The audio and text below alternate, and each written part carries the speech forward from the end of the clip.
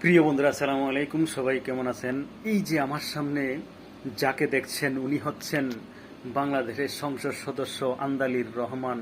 আন্দালিব আসে না মুর্শিদের কথাটা, আন্দালিব রহমান পার্থ।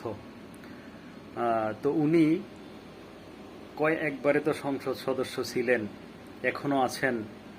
তো উনি যেভাবে পরিপাটি হয়ে ব্লেজার স্যুট টাই লাগিয়ে এবং নিজেকে লেক্সাস বানিয়ে সংসদে এসে বিরোধী দলকে এবং বিভিন্নভাবে খোঁচা মেরে ফন্ডিতি কথা বলেন।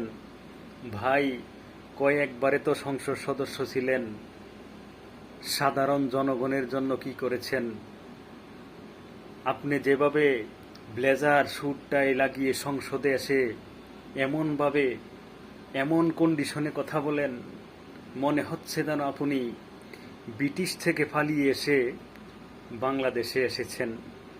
ভাই, আপনি সুখে থাকতে পারেন, সাধারণ জনগণ সুখে নেই, ভালো নেই। কেননা সাধারণ জনগণ দ্রব্যমূল্য কিনতে গেলে তার কলিজা ছিঁড়ে যায়।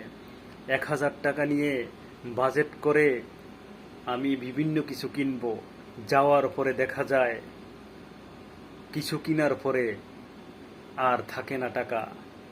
হতাশ হয়ে বাড়িতে ফিরে আসে। তো এই আপনারা যে ব্লেজার স্যুট টাই লাগিয়ে ফন্ডিতি কথা বলেন সংসদে দাঁড়িয়ে, এই সংসদ চলে সাধারণ জনগণের টাকায় এবং প্রবাসীদের পরিশ্রম করা গামের পয়সায় এই সংসদ চলে। তো ভাই, কয়েকবারে তো ছিলেন সংসদ সদস্য, জনগণের জন্য কিছু করেন, সাধারণ মানুষের জন্য কিছু করেন। তোই আপনার এই স্যুট টাই এবং নিজেকে লেক্সাস বানিয়ে সংসদে এসে দাঁড়ান, তোই আপনার মূল্য থাকবে। না হয়তো এই লেক্সাস লাগিয়ে স্যুট টাই লাগিয়ে সংসদে বড় বড় কথা বলবেন, জনগণের টাকা ব্যয় করে, এগুলা গ্রহণযোগ্য হবে না।